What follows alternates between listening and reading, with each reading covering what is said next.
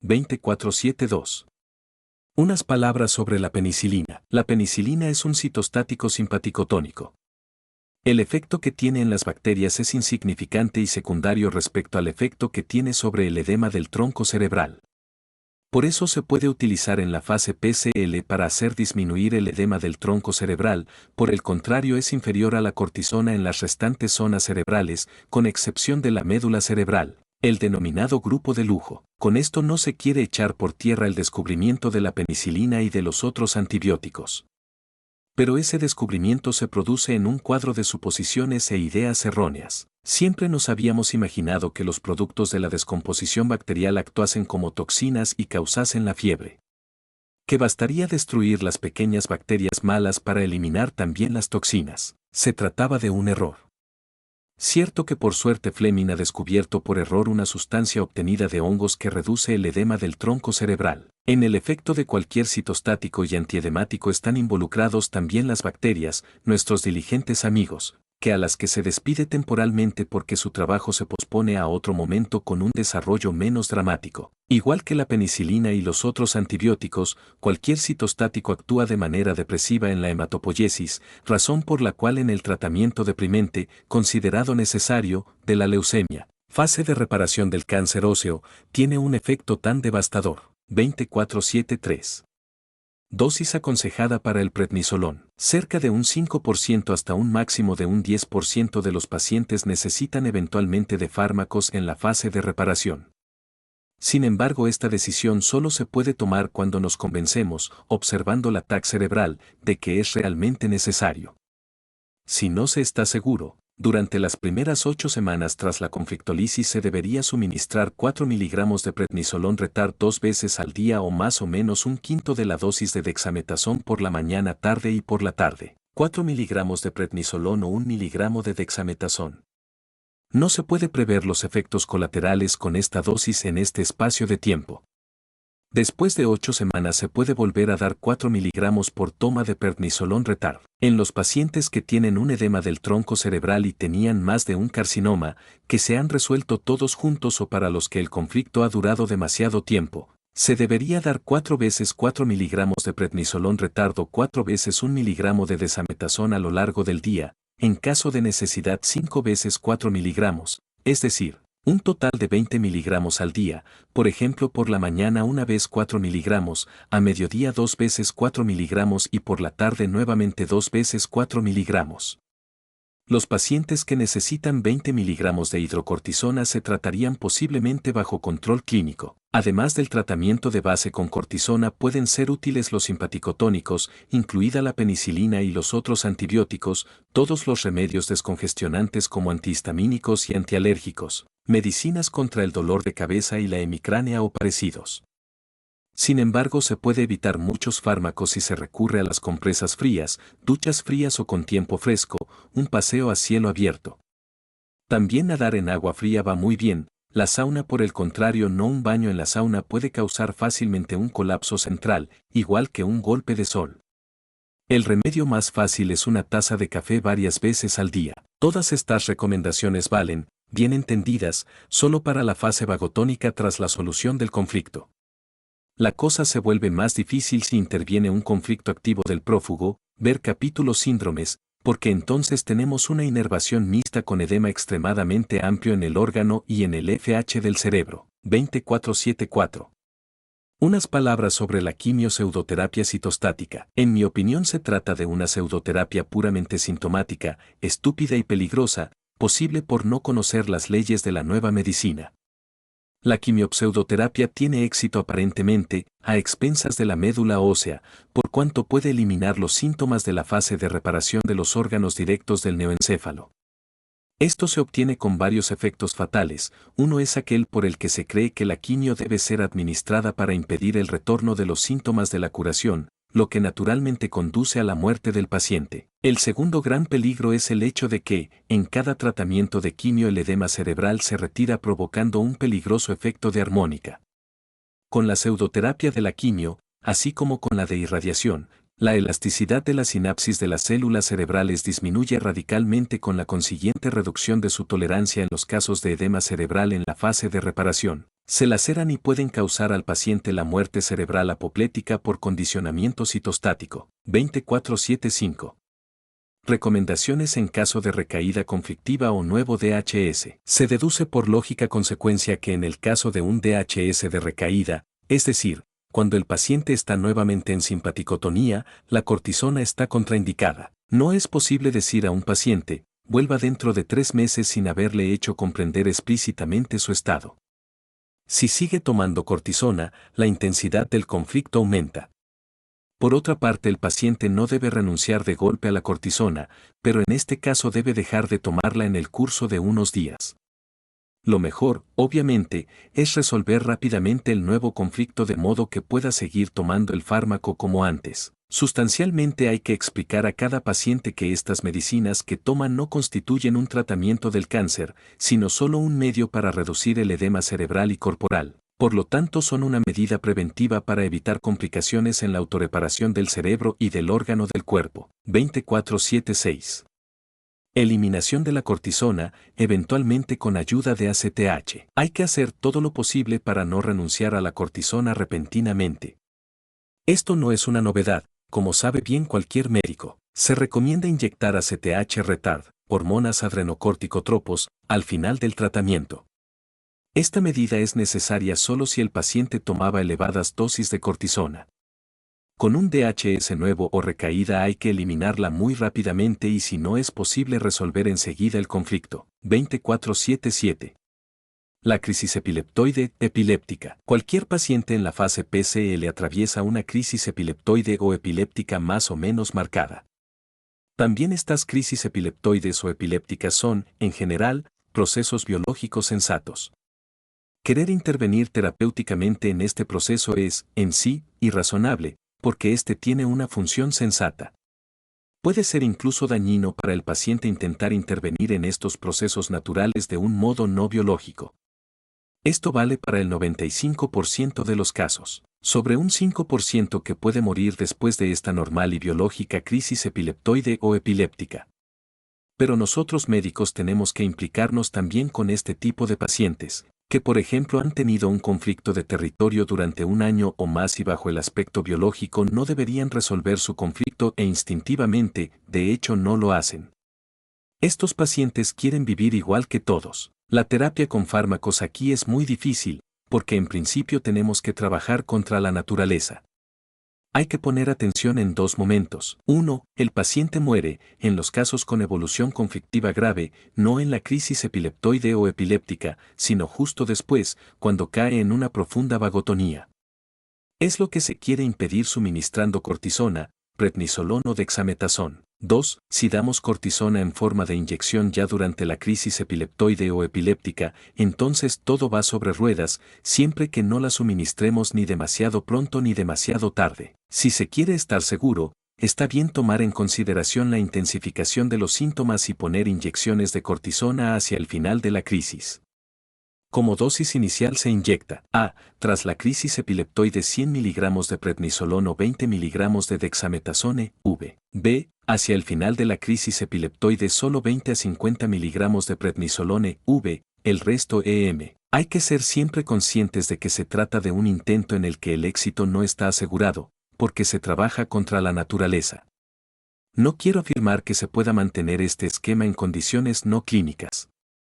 En base a mi experiencia actual, con este método se puede salvar la vida de la mitad de los que son biológicamente candidatos a la muerte. Es importante el hecho de que el nivel de cortisona no descienda durante un cierto periodo, es decir, después de 3 a 6 horas de poner inyecciones de 20 a 25 mg de prednisolón o 4 a 5 mg de dexametasón o se suministra oralmente un preparado de prednisolón retard, cuando se está seguro de que se absorberá. Es todavía más importante saber que el infarto que afecta solo al miocardio, es decir, la crisis epiléptica del miocardio sin que se vean afectadas las coronarias, requiere dosis menores de cortisona, porque en ese caso no existe el peligro de una parada cardíaca, aunque hasta ahora hayamos imaginado que las cosas eran diferentes. Por lo tanto, siempre que sea posible, habría que tener preparado con anticipación ECG, TAC cerebral y TAC cardíaca, así como los correspondientes análisis de laboratorio. En la crisis epileptoide de los conductos hepáticos y biliares la cortisona no ha dado buenos resultados, en base a mi experiencia.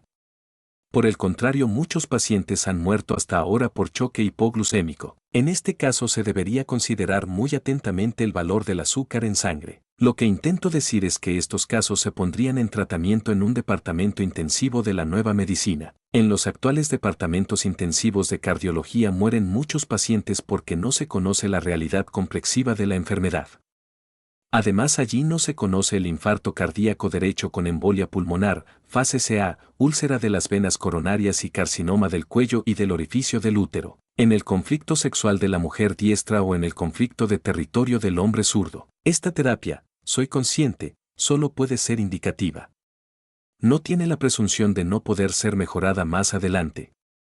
Tampoco para la cortisona o ACTH se ha dicho la última palabra. Quizás existan simpaticotónicos mejores sin los efectos colaterales de la cortisona. Uno de esos efectos parece que es el hecho de que el organismo con más de 20 a 25 miligramos de prednisolón, 4 a 5 de dexametasón, pone en marcha una producción propia de cortisolo, igual a cortisona natural. Por eso no se permite interrumpir bruscamente la cortisona si se ha suministrado durante más de 8 a 10 días, sería un error, porque hay que reducirla muy lentamente. 2478. Unas palabras sobre los dolores y los analgésicos que contienen morfina. Hasta ahora, cuando los histólogos hacían el diagnóstico de maldad a un paciente, el médico podía darle morfina o un derivado ya con el primer leve dolor, aceptando desconsideradamente los efectos de la morfina, como la supresión de la respiración, la parálisis intestinal, etc. Por lo tanto, la administración de morfina siempre es una calle de sentido único, en general un matarratas. Lo trágico es que los pacientes a menudo tienen dolores solo cuando están ya en la fase de reparación y normalmente los dolores se limitan a un cierto periodo. Este es el caso de las osteolisis en la fase PCL que causan una fuerte dilatación del periósteo, con los dolores más terribles que se conozcan en la medicina. Con la nueva medicina podemos distinguir exactamente a qué fase de la enfermedad pertenece el dolor, de qué calidad es, cuánto puede durar. Todavía no he encontrado a un paciente que haya pedido morfina, incluso cuando se le ofrecía, si por ejemplo está en condiciones de decirle que este dolor óseo dura unas 6 a 8 semanas, una vez que el hueso está curado, el paciente se hace su programa mental. Se prepara interiormente para la fase de dolores como para afrontar un trabajo difícil. Nosotros lo ayudamos a distraerse, son casos excepcionales en los que esto no funciona. Por ejemplo, puede darse que varios puntos de los huesos estén descalcificados, pero los relativos conflictos de desvaloración no se resuelven en el mismo momento, sino uno después de otro. Entonces pueden darse situaciones críticas. Como ayuda para la distracción del dolor pienso en el cabaret, en el teatro cómico, en películas divertidas, cantos corales, nadar, así como una aplicación externa de analgésicos, acupuntura, masajes, etc. Es importante saber que la morfina provoca inmediatamente graves alteraciones mentales y cerebrales que destruyen la moral del paciente, de tal manera que desde ese momento no puede superar ningún dolor. Dado que el dolor es un hecho subjetivo, los pacientes, cuando disminuye el efecto de la morfina, sienten los dolores como más intensos que si no hubiesen tomado morfina. Como se sabe, es por lo tanto necesario aumentar continuamente la dosis. El paciente muere a causa de la morfina, es decir, por parálisis intestinal, en último término por hambre y por sed. 25. Resumen. Los puntos fundamentales más importantes de la terapia en la nueva medicina se resumen seguidamente. Primer punto, no aconsejar jamás nada que no quisiéramos para nosotros mismos. Solo con que ustedes, médicos y terapeutas, siguieran esta simple regla. Durante decenios ustedes y sus familias no toman ni una pastilla, pero a los pacientes se las prescriben en cantidades enormes. Ustedes, médicos, jamás recurrirían a la morfina ni a la quimio. Segundo punto, la nueva medicina es una ciencia natural rigurosamente lógica y coherente, pero al mismo tiempo la más humana y responsable de todas las ciencias, igualmente comprensible para el paciente y el médico. Se basa únicamente en 5 leyes biológicas, al contrario que la medicina tradicional. Con la fe que el paciente jefe demuestra a su médico o terapeuta confesándole sus miedos, sus preocupaciones y sus conflictos más escondidos. Se crea una base común profundamente humana y alegre que se apoya necesariamente en la sinceridad. El médico o el terapeuta se empeñará con todas sus fuerzas para ganarse la fe que se le ofrece. El médico, además, se ve estimulado para volverse un verdadero maestro de su oficio, en modo de poder dar a su jefe las informaciones y los consejos mejores. Tercer punto, el 95% de los pacientes sobrevive si aprenden a entender que las llamadas enfermedades no son desviaciones malignas de la naturaleza, sino programas especiales, biológicos y sensatos de los que se puede comprender, valorar y calcular preventivamente el sentido biológico, la duración y la evolución. De esta manera el pánico desaparece. Se puede hablar tranquilamente sin pánico de cuestiones biológicas sensatas. Como los biostatísticos americanos han descubierto recientemente, la medicina clásica no solo ha fallado en la terapia de los últimos 25 años, sino que incluso ha producido, a pesar de unas facturas de miles de millones, un aumento de la mortalidad de cáncer. Con el fondo de esta catástrofe es criminal seguir privando a los pacientes de la verdadera alternativa que la nueva medicina constituye. Fuente: Bailar and Gornick, New England Journal of Medicine, mayo de 1997. Cuarto punto, nosotros, médicos, hasta ahora hemos considerado a nuestros pacientes como tontos que no tienen ningún conocimiento de medicina. Esto cambiará radicalmente. Los pacientes no son más estúpidos que los médicos, sino que solamente han aprendido otras cosas. Pero pueden entrar en la lógica de la nueva medicina en una mañana. Los detalles ya no son un problema en la época del ordenador. El paciente tiene que aprender a pensar y comprender más allá de cada tesis o hipótesis ideológica. 26. El hospital ideal. La seguridad para un joven mamífero es su madre. Para un niño es la sensación de su nido, del ambiente de confianza que lo rodea. La seguridad para una persona enferma tiene que ser una feliz sensación de bienestar. Nuestros hospitales actuales son institutos de tortura y de muerte, donde no se habla para nada de sentirse bien. No tiene que ser así. Con el dinero que hoy se paga por el ingreso de un día en un mísero hospital de distrito, el paciente podría estar en un hotel de primera categoría con 2 camareros personales y también en un sanatorio de lujo con una enfermera propia a disposición. A mis pacientes no les hace falta ni una cosa ni la otra. Necesitan un ambiente caliente y seguro, en el que sentirse como en casa en el verdadero sentido de la palabra. Esto constituye la base para una terapia psíquica cuando el paciente tiene que permanecer bajo observación o recibir tratamientos diarios. A fin que el paciente esté en la máxima tranquilidad hace falta, sin embargo, que en este hospital ideal haya un pequeño departamento de cuidados intensivos para hacer frente a las complicaciones imprevistas o también previstas y predecibles de tipo orgánico y cerebral. Un departamento intensivo así tiene que ser adecuado con un aparato de TAC propio, de modo que los pacientes durante su proceso de curación no corran el riesgo de asustarse por el pronóstico terrorífico de médicos externos, faltando los análisis de sangre diarios que normalmente se realizan por cualquier control sin sentido. A pesar de eso, los pacientes deberían poder tener un nivel de diagnóstico médico óptimo conforme al internacional, cosa posible sin muchas dificultades desde el momento que esta loca casa diabólica de las metástasis malignas falte. El paciente en vagotonía que se siente bien, tiene buen apetito, duerme bien, está sano. Lo más importante son las enfermeras, las hermanas de los enfermos, enfermeras, sus amigas, que poseen conocimientos médicos. Cierto que no es siempre posible crear una gran familia como la que conseguí crear cuando intenté, durante 3 meses, realizar mi ideal de casa de los amigos de Dirk. La última vez intentaron castigarme por esto tachándome de ofensa contra la regulación en materia de profesiones y ocupaciones. Sin embargo, y a pesar de todas las dificultades, es extremadamente necesario abrir los lugares de cura donde el paciente se sienta en casa, como sucedía en la casa de los amigos de Dirk.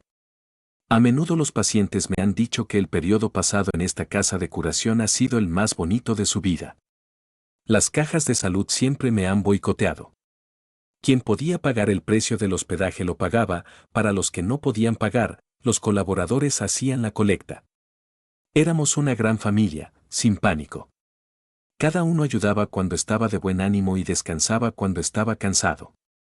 A la hora de comer llegaban todos juntos según sus posibilidades. Quien podía estar solamente acostado se hacía llevar con la cama al lado de la gran mesa común de la comida. En ningún hotel se reía tanto y tan sinceramente como en nuestra casa de los amigos de Dirk. Además es importante el hecho de que los pacientes podían llevar a sus familiares si lo querían. Si era necesario porque se sentían bien, había que consentirlo.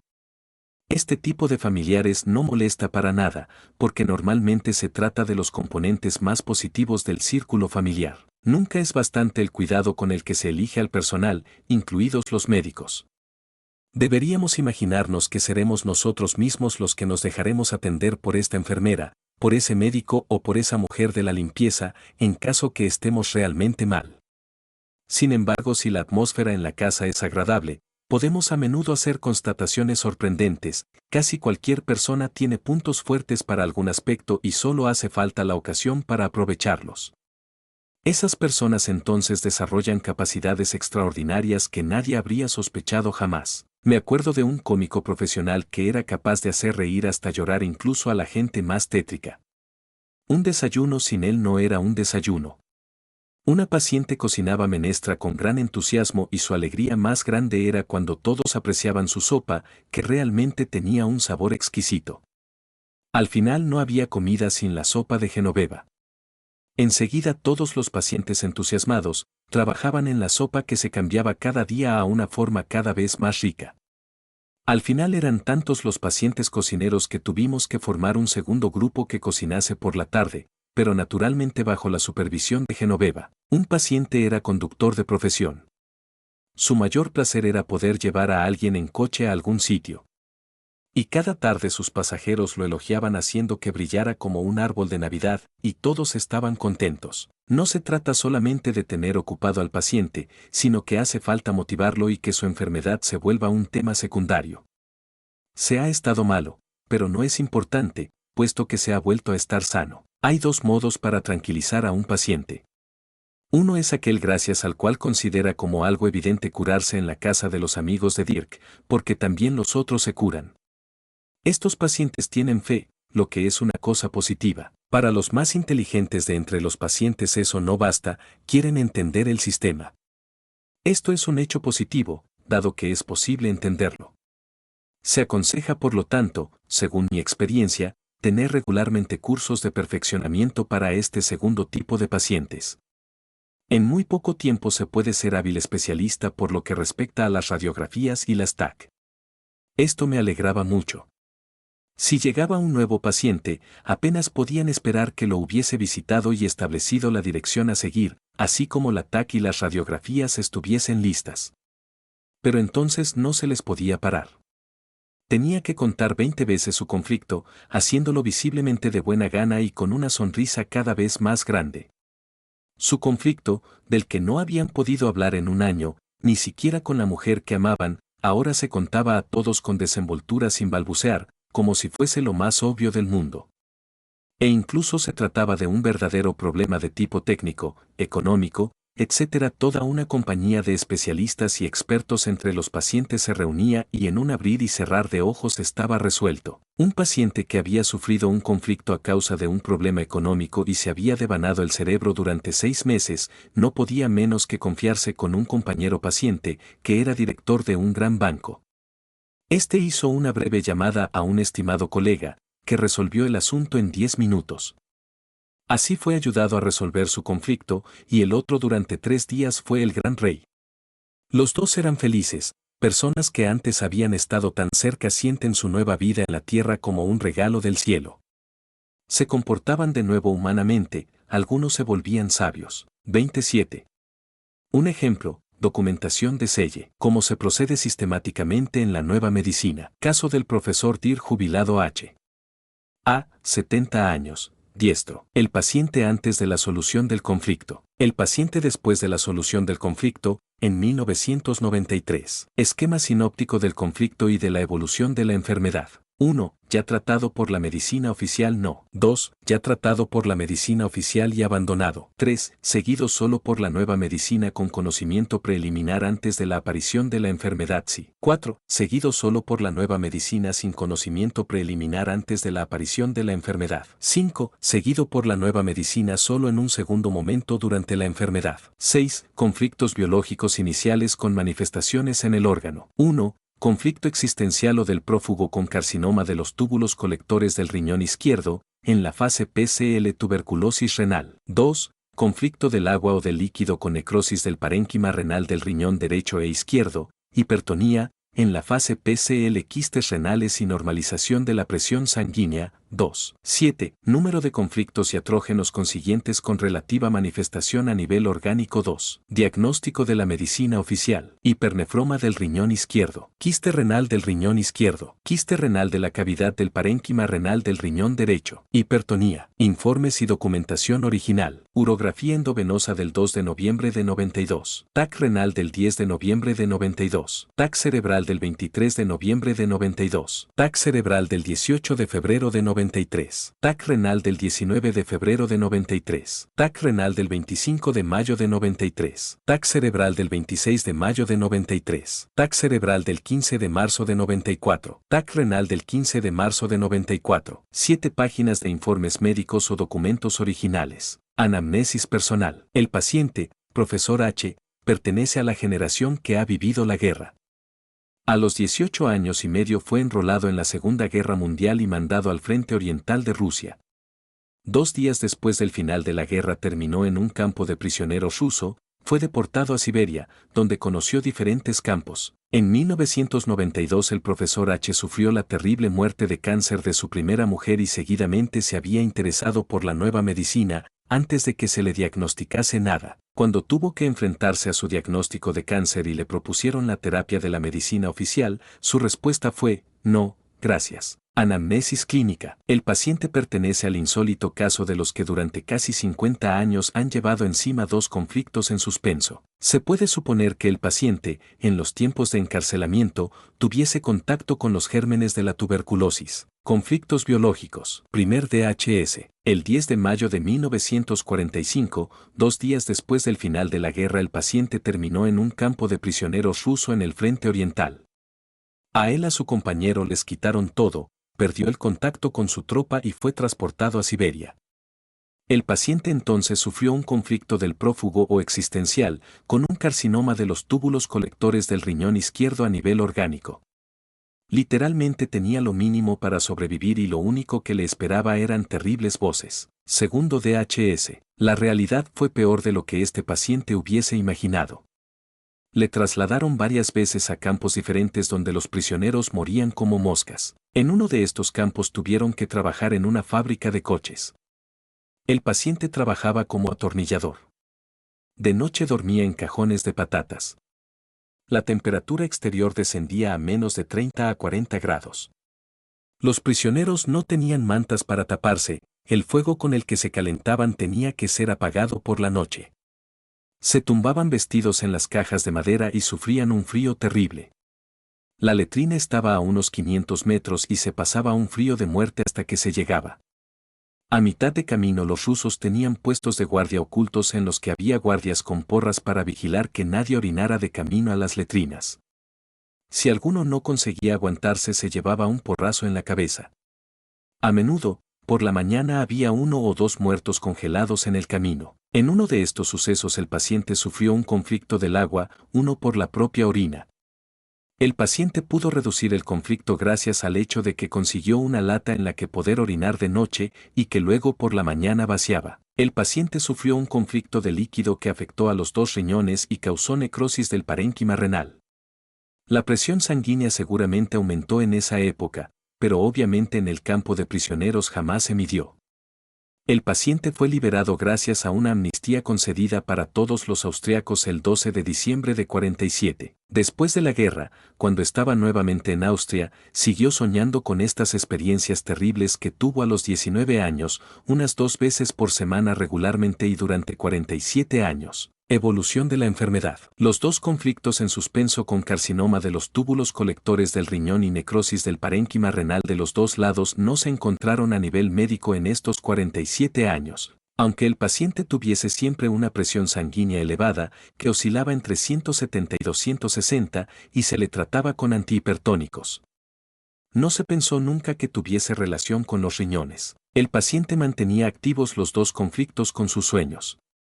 No estuvo en condiciones de hablar con nadie de estas experiencias hasta que llegó a Burgao. Con la muerte de cáncer de su primera mujer, el paciente se interesó por el tema de la medicina alternativa y seguidamente participó en 2 conferencias en Graz de la nueva medicina, sin saber todavía nada de su propia enfermedad. Desde ese momento entendió el sistema y se decía, si me encuentran algo, ya sé lo que tengo que hacer. El 2 de noviembre de 1992 se le descubrió un carcinoma de los túbulos colectores en el riñón izquierdo por medio de una ecografía y de una sucesiva urografía con medio de contraste. El catedrático le dijo que tenía un tumor de los riñones, probablemente maligno, que había que operar urgentemente, que existía el peligro de metástasis. El paciente se sonrió negando con la cabeza. El profesor se enfadó y dijo que el paciente no había entendido el significado del diagnóstico. Por lo tanto, le volvió a explicar el peligro con mucha insistencia y dijo que no había tiempo que perder. El paciente sonrió de nuevo, le dio las gracias y le dijo que buscaría una segunda opinión. El catedrático le dijo que podía ir a cualquier clínica, que cualquier médico le diría lo mismo, pero que no fuera a ningún charlatán. El paciente sabía bien a lo que se refería el catedrático. Entonces llamó a Colonia y a Burgao y le aconsejamos que se hiciera un TAC de los riñones y del cerebro. Le dijimos también que debía tratarse de un conflicto del agua o del líquido lo que había en el fondo. El diagnóstico preciso se podía hacer solo teniendo un TAC de los riñones. El 5 de diciembre de 92 el paciente vino con las 2 TAC a Burgao. Durante ese tiempo había entendido algo, dado que el paciente solo había tenido un grave conflicto del agua, igual a conflicto de la orina, en su vida y había reflexionado intensamente sobre este punto, porque este conflicto de la orina era uno de los conflictos con los que soñaba cada 2 o 3 noches. Cuando vimos sus TAC en Burgao nos quedamos un poco perplejos hasta que pudimos aclarar, interrogando al paciente, los 2 procesos ya citados, porque veíamos en el riñón izquierdo tanto un carcinoma de los tubos colectores como un quiste renal reciente ventralmente. Además se veía una necrosis del parénquima renal en el riñón derecho. El resto fue rutina, encontramos en concordancia con las imágenes del TAC cerebral, que el carcinoma de los túbulos colectores todavía estaba activo. El conflicto del agua, que evidentemente a causa de su gravedad había afectado al mismo tiempo a los 2 relés de los riñones, había entrado en solución en el relé del riñón izquierdo. De aquí la presencia del quiste renal freco en el riñón izquierdo en posición ventral, mientras que el relé del riñón derecho mostraba todavía mucha actividad conflictiva y por lo tanto las 2 necrosis del riñón derecho no mostraban todavía ninguna formación de quistes. En la nueva medicina sabemos que hay conflictos activos en suspenso que, también como en el caso de este paciente, pueden durar 47 años sin causar tumores enormes, si la intensidad conflictiva se disminuye mucho y permanece presente solo en los sueños. Lo fascinante de la nueva medicina es que estamos en condiciones de establecer enseguida por la TAC cerebral no solo el tipo de conflicto o del contenido conflictivo, sino también de descubrir, por decirlo así, por medio de una investigación criminal, o de entender casi con certeza si los conflictos se encuentran en la fase CA o PCA. Si, como en este caso, encontramos una situación tan bien definida, podemos estar seguros de que se trata justo de los 2 conflictos arriba citados. De tal modo que para este paciente pudimos individuar también al momento un conflicto muy viejo, que estaba presente solo en los sueños. La siguiente evolución confirmó nuestra anamnesis. El paciente nos preguntó qué sucedería entonces. Los médicos presentes en Burgao, entre los que había un oficial sanitario, le dijeron que sucedería lo siguiente si conseguía hablar cada vez más y mejor de sus conflictos, por ejemplo con la mujer actual. 1. Respecto al conflicto del prófugo con carcinoma de los túbulos colectores, con una alta probabilidad tendría sudor nocturno, que es característico de la tuberculosis renal, porque todos los viejos soldados en el frente habían acumulado bacterias tuberculosas. Eso no era algo para asustarse, sino que era muy positivo porque el carcinoma de los túbulos colectores renales, de esa manera, sería demolido por caseificación, si no completamente, al menos en gran parte. Era importante el hecho de que no hacía falta operar y que la función de los riñones se hubiese conservado, e incluso mejorado. Contra esta hipótesis no se ponía ni el informe del laboratorio del 14 de abril de 93 en una cultura de Loewenstein negativa y un test Ciel-Nielsen, coloración de las micobacterias, negativo de la orina. En ese punto, como sabemos, el paciente ya había pasado el importante periodo del sudor. Por desgracia no tuvimos ninguna posibilidad de obtener esos informes antes, durante el periodo de sudoración. 2. Por lo que se refiere al conflicto del agua, igual a de la orina, la formación del quiste en el riñón izquierdo ya estaba en marcha, en el riñón derecho comenzaría con toda probabilidad en breve tiempo. El paciente tendría un poco de fiebre, la llamada glomerulonefritis, y la presión sanguínea, 260 a 120, se habría normalizado a valores típicos de su edad y todo sin recurrir a fármacos. Sucedió justamente así. La evolución, como podemos ver en un video, se documentó en todas las fases por los radiólogos, entre otros también por el jefe de radiología de la Universidad de Graz. Después del ataque renal del 15 de marzo de 94, el jefe del departamento radiológico del Hospital de Elisabethine en Hospital, que había realizado también el ataque renal del 10 de noviembre de 92, se alegró con el paciente por no haberse dejado operar, a pesar de la opinión del catedrático de urología. Nota sobre la terapia. El paciente seguidamente aprendió a hablar de sus terribles experiencias del tiempo de guerra. La presión sanguínea volvió a los valores normales para su edad, 170 a 90. Durante 3 a 4 meses el paciente sudó mucho por la noche, hasta el punto que en determinados periodos en una noche tenía que cambiar las sábanas hasta 8 veces. La prueba ejemplar para el paciente de que este conflicto fuese inherente a los túbulos colectores es la siguiente: cada vez que le cuenta a alguien sus viejos conflictos, que ahora ya no le pesan, la noche siguiente vuelve a sudar muchísimo, aunque no tan fuerte como durante la fase de reparación que duró 3 a 4 meses. Sin embargo, dado que el paciente ya había sido informado de estos síntomas, no se asustó, sino que experimentó ese sudar como la confirmación de nuestras previsiones. El paciente contó que los radiólogos de Graz se habían maravillado y se preguntaban cómo el doctor Hammer había podido saber que el tumor se disolvería.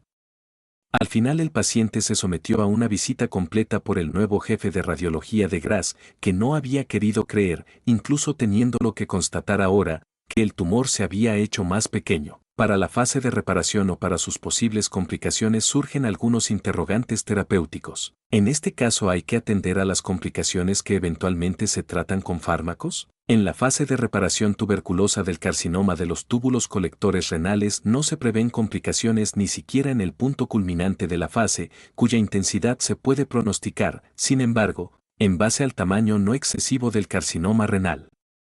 Aunque el paciente haya tenido el conflicto durante mucho tiempo, no ha acumulado una masa conflictiva muy grande, porque la intensidad del conflicto se había reducido. La medida de la masa conflictiva en este tipo de tumores es la masa tumoral, si se puede estar seguro que durante ese tiempo no se han producido fases de reparación con calcificaciones tuberculosas, es decir, fases de reducción tumoral. Aquí había que excluirlas, dado que los dos conflictos habían permanecido en suspenso durante 47 años de manera continuada. La crisis epileptoide del carcinoma de los túbulos colectores renales se produjo del modo previsto. El paciente, durante 2 a 3 días debió tener frío y sentirse centralizado, pero en el curso de la fase de reparación no le sucedió nada especialmente insólito. El síntoma de la fuerte sudoración, para los pacientes que ya lo saben de antemano y se pueden preparar psíquicamente para este suceso, resulta poco grave, mientras que si falta la preparación a menudo causa pánico al médico y al paciente. Nuestro paciente tenía buen apetito, cogía peso y sabía que todos estos síntomas eran típicos de la fase de reparación. Tenía una albuminuria, es decir, perdía muchas proteínas del riñón izquierdo, tenía además una nefrosis con formación de edema en la parte cortical, especialmente en correspondencia a los segmentos renales, T12, L2. Habíamos informado al paciente precedentemente también respecto a la pérdida de proteínas en la orina y le habíamos aconsejado que tomase alimentos muy proteínicos. Cualquier dieta pobre en proteínas está severamente prohibida aquí, por ejemplo curar a base de zumos y cosas parecidas. Para la TBC renal no hace falta suministrar ningún tipo de fármaco de defensa. De hecho, la convicción de que haya que combatir la TBC renal aquí está fuera de lugar. Vemos con alegría cómo la TBC renal demuele por caseificación el tumor ahora superfluo. Al final de la fase de reparación del paciente también la albuminuria desaparece espontáneamente, como se había previsto. Obstaculizar este proceso sensato de curación sería totalmente erróneo bajo el aspecto biológico y médico. En el pasado hemos llamado glomerulonefritis a la fase de reparación de la necrosis del parénquima renal que sigue a un conflicto de líquido, igual a de la orina o quistes renales, y como tal la hemos combatido. Con la nueva medicina sabemos que al final de esta fase de reparación se forma un quiste renal que produce orina, integrando la función de los riñones. Por el hecho de que el parénquima renal reducido por la necrosis ahora se reconstruya nuevamente, incluso más que antes, para el organismo se vuelve superflua la necesidad de una hipertonía. La crisis epileptoide que precedentemente conocíamos como lisis de un glomérulo, nefritis no resulta jamás mortal como complicación del proceso directo del relé de la médula cerebral. En este caso incluso pasó inadvertido para el paciente. Es inútil añadir que no hay que obstaculizar con fármacos este proceso biológico sensato de reparación, como ha hecho hasta ahora la medicina tradicional. Lo grande de la necrosis del parénquima renal, también en este conflicto, puede servir de unidad de medida para la masa conflictiva acumulada. Aunque el conflicto de líquido hubiese durado durante 47 años, no había acumulado una masa conflictiva grande, lo que podemos verificar a nivel cerebral. Con una masa conflictiva grande, de hecho, el paciente habría sido sometido a diálisis. Si se llega a un caso parecido de prediálisis en la fase de reparación, entonces a menudo se forma un enorme quiste renal que solo en casos extremos se opera porque crea parénquima renal que funciona. En este caso podríamos tranquilizar anticipadamente al paciente sobre el hecho de que su quiste renal previsto sería relativamente pequeño. En el riñón derecho las cápsulas no se hincharon de modo visible, factor que normalmente tomamos como referencia para los quistes renales cercanos a las cápsulas. Urografía del 2 de noviembre de 92. En la figura de arriba se ve la imagen realizada con medio de contraste de los dos riñones. La figura de arriba muestra una imagen agrandada del riñón izquierdo. Se ve un proceso expansivo que se mete en el medio de la pelvis renal izquierda comprimiendo el grupo de los cálices renales superior e inferior. El grupo intermedio no se reconoce más. El grupo superior e inferior expele más o menos normalmente. El sentido biológico de un carcinoma de los túmulos colectores así es muy arcaico y se comprende solo filogenéticamente, cuando, en la historia evolutiva, nuestros antepasados vivían todavía en el agua, sucedía a menudo que un individuo terminase en tierra seca, donde sentía amenazada su existencia. Era muy importante que su organismo retuviese el agua.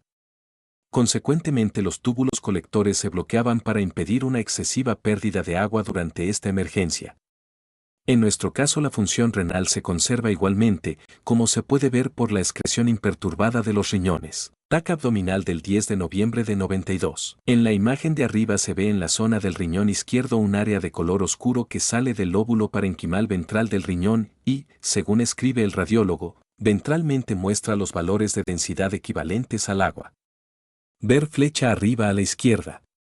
Aquí se trata, evidentemente, de un quiste renal reciente que debe haberse formado entre el 2 de noviembre de 92, llamada del paciente a colonia, y la lastra del 10 de noviembre de 92. La flecha de abajo a la izquierda indica un tumor compacto que tiene valores de densidad superiores y corresponde al carcinoma de los túbulos colectores renales. La flecha a la derecha indica una necrosis del parénquima renal del riñón derecho que en el pasado se llamaba erróneamente también quiste. La flecha izquierda, en la zona del lóbulo parenquimático ventral del riñón izquierdo indica la necrosis del parénquima renal todavía presente, de la que sale el quiste renal. Imágenes así se ven con quistes frescos. Más adelante, dorsalmente, hay todavía dos pequeñas necrosis del parénquima renal. En el riñón derecho, ver flecha a la derecha, la necrosis ha tomado su máxima extensión. TAC cerebral del 23 de noviembre de 92. En la imagen de arriba se ve el FH en el relé de los túbulos colectores en el tronco cerebral a la izquierda ventralmente ya con un edema focal. Eso significa que el paciente apenas ha comenzado a resolver su conflicto. Falta todavía el edema perifocal. Cuando el conflicto ha entrado completamente en solución, flecha izquierda, flecha derecha, gran relé cicatrizado del carcinoma de los túbulos colectores momentáneamente no activo. Imagen del mismo día. Se pueden comparar muy bien los dos relés del parénquima renal, homolateralmente a la izquierda para el riñón izquierdo. Se ve claramente que el relé izquierdo ya está edematizado en cierta medida, mientras que el relé derecho muestra todavía el FH en la configuración concéntrica. Eso corresponde a la situación que ya hemos visto en la TAC abdominal del 10 de noviembre de 92. El riñón izquierdo mostraba ya un quiste en la parte ventral del lóbulo parenquimático renal, mientras que el riñón derecho presentaba todavía la forma activa de la necrosis del parénquima renal. Pero el riñón izquierdo mostraba solo una solución parcial, porque se veían también dos pequeñas necrosis parenquimáticas que evidentemente no estaban todavía en la fase PCL. De 10 de noviembre de 92 al 23 de noviembre de 92 la solución parcial del conflicto del agua no había avanzado. Es fascinante el grado de precisión con el que se pueden hacer las previsiones de sucesos de orden psíquico y orgánico comparando la TAC abdominal y la TAC cerebral. Imagen del 23 de noviembre de 92. Para ser lo más completos posibles hay que añadir que teniendo la oportunidad de hacer una TAC cerebral se pueden revelar también otros conflictos o sus relés. Aquí, por ejemplo, se ve el relé bronquial en fase PCL, por lo tanto con edema, correspondiente a un conflicto resuelto de miedo en el territorio que el paciente había sufrido por la muerte de la mujer. Se ve todavía claramente la deformación del cuerno anterior derecho como señal del proceso expansivo del FH hinchado a causa del edema en fase PCL. En el lado orgánico un hallazgo así corresponde a una tos de larga duración y a una denominada inflamación pulmonar que a su vez había sido precedida por una úlcera de la mucosa bronquial en fase de conflicto activo. Afortunadamente la inflamación pulmonar se diagnosticó como una fuerte gripe y el resto como bronquitis crónica. Tampoco fue descubierta, por suerte, la atelectasia bronquial pasajera. Se ve por este hallazgo lo peligrosa que puede ser la nueva medicina en manos de inexpertos que podrían estar inducidos por esas enfermedades superadas hace tiempo a hacer indagaciones en base a los síntomas residuales, por ejemplo pequeñas atelectasias en el pulmón, para obtener su resultado diagnóstico de confirmación, lo que sin embargo podría meter al paciente en el pánico. Por contra sabemos que los médicos expertos de la nueva medicina saben dar el justo valor de inocuidad a esas muestras. TAC abdominal del 19 de febrero de 93. Aquí se ve claramente la necrosis del parénquima del riñón derecho en el nacimiento del quiste, hinchazón de la cápsula renal, densidad equivalente al agua, es decir, quiste de reciente formación. Se trata ahora de ver si la cápsula renal se pliega permitiendo la presencia de un quiste exofítico o el quiste crece endofíticamente. Esta imagen en coherencia con las del 10 de noviembre de 92 entra entre las pruebas más impresionantes de la formación de un denominado quiste renal de una necrosis del parénquima renal, donde el quiste puede crecer endofíticamente si permanece pequeña o exofíticamente si se vuelve grande. La flecha de arriba muestra una vez más muy claramente el punto de origen del quiste renal izquierdo exofítico en el lóbulo del parénquima ventral. La flecha de abajo indica un pequeño quiste renal nuevo que crece exofíticamente muy cercano a la cápsula, que no habíamos podido ver como necrosis del parénquima renal en las imágenes precedentes. TAC abdominal del 19 de febrero de 93. La imagen de arriba muestra el riñón izquierdo, se ve claramente en el estrato más profundo, flecha, la necrosis parenquimática que ahora se está llenando de nueva masa, de la que se ha formado el quiste ventral. Flecha a la derecha. También aquí se nota una ligera convexidad de la cápsula renal en correspondencia con la formación del quiste renal, flecha. Misma serie de secciones, sección un poco superior. Quiste renal en avanzado endurecimiento. En el punto de origen del quiste se ve una elevada excreción del medio de contraste, igual a con la orina. TAC cerebral del 18 de febrero de 93. El FH del relé de los túbulos colectores ventralmente a la izquierda muestra ya una evidente regresión, correspondientemente se produce la reparación del órgano en forma de TCB. No sabemos exactamente por qué en este caso la TBC ha durado solo 3 meses y por qué no se ha casificado todo el tumor, sino solo una parte. Podría haber una relación con el hecho de que el conflicto ha durado mucho tiempo, pero también con las pequeñas recaídas que el paciente sigue teniendo de vez en cuando se acuerda de su conflicto y entonces suda nuevamente durante una noche. TAC cerebral del 18 de febrero de 93. De la comparación de los dos relés renales con la TAC del 10 de noviembre de 92, ahora se nota un agrandamiento del relé renal derecho, para el riñón derecho, homolateralmente, respecto al relé izquierdo. Es decir, el riñón izquierdo ya ha superado el punto máximo de su fase de reparación, el relé del riñón derecho está formando ahora el edema. La fase de reparación del riñón en este caso no se produce de modo sincrónico para los dos riñones. todo el proceso de formación del edema, sin embargo, está dentro de ciertos límites, aunque el conflicto del líquido haya estado activo o en suspenso durante 47 años, pero de forma reducida, y haya afectado claramente a los dos riñones. TAC abdominal del 25 de mayo de 93. Imagen de arriba, en la zona donde antes estaba el tumor compacto de los túbulos colectores, ahora se ve, flecha, que la cápsula se ha mantenido y la necrosis parenquimática ya se ha endurecido mucho como quiste endofítico. El cáliz renal, por esta razón, se traslada un poco hacia el interior. La formación quística en el lóbulo parenquimático ventral del riñón izquierdo sigue endureciéndose sin modificar su dimensión. Misma serie de secciones, estrato superior. Vemos que la cápsula del riñón derecho, ver flecha, se ha mantenido y que la necrosis parenquimática ya está muy endurecida como quiste endofítico.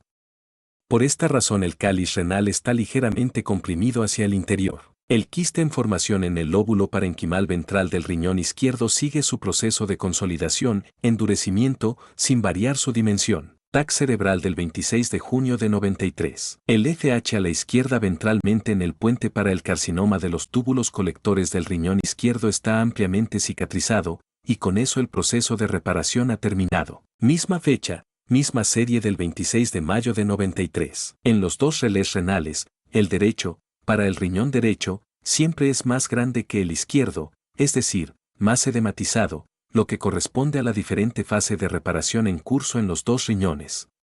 Es decir, el riñón izquierdo ha entrado antes en fase de reparación y por lo tanto ha terminado también antes. TAC abdominal del 15 de marzo de 94. Imagen de arriba, vemos tres flechas arriba. La derecha indica el quiste renal muy endurecido, ya no modificada en su dimensión que en breve se verá envuelta en el proceso de producción de orina. La flecha de en medio indica el lóbulo parenquimático ventral. Ahora podemos reconocer bien, nuevamente, los contornos de cómo eran originalmente el riñón y el quiste renal. La flecha de abajo muestra el carcinoma de los túbulos colectores que sin embargo ya no está tan duro como antes. Misma serie de estratos de la misma fecha. En este nivel de estrato vemos muy bien que durante ese tiempo la necrosis central en caseificación ha creado un pasaje hacia la pelvis renal. No hay que creer que el tumor sigue siendo caseificado, pero naturalmente tampoco seguirá creciendo.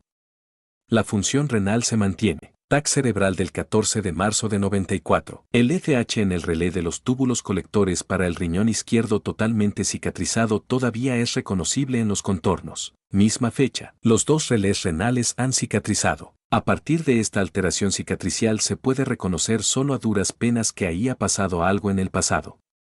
La investigación minuciosa llevada a cabo por la nueva medicina puede volverse difícil si no se dispone de una serie tan buena de TAC como en este caso, en el que hemos podido seguir sistemáticamente el crecimiento endofítico del quiste en el riñón derecho. Como residuo a la derecha permanece solo un pliegue mínimo del tejido parenquimático dentro de la parte ventral de la pelvis renal derecha. Cualquier observador imparcial considerará, sin embargo, normal una cosa así, por cuando a menudo en la TAC vemos modificaciones de tipo cicatricial que seguidamente no conseguimos documentar en la TAC del órgano porque la fase PCL se ha concluido sin haber llegado, por ejemplo, a un quiste renal exofítico. Observación final. El caso de este paciente es fascinante por el hecho de que nos da la posibilidad de demostrar toda la gama de las llamadas enfermedades urológicas y nefrológicas y eso prácticamente en condiciones no contaminadas. El paciente tenía 1. Un carcinoma de los túbulos colectores. 2. Una albuminuria con síndrome nefrótico. 3. Una tuberculosis renal. 4. Necrosis del parénquima renal. 5. Una hipertonía nefrógena. 6. Una glomerulonefritis. 7. Quistes renales endurecidos exofíticos y endofíticos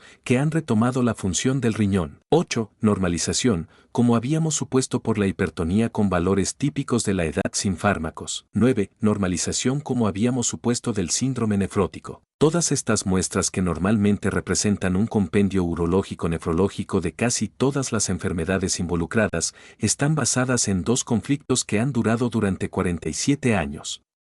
Lo fascinante de este caso no es solo el diagnóstico, sino también el desarrollo, por cuanto tenemos a nuestra disposición una serie en secuencia de TAC abdominales y cerebrales que nos permiten seguir el caso muy detalladamente.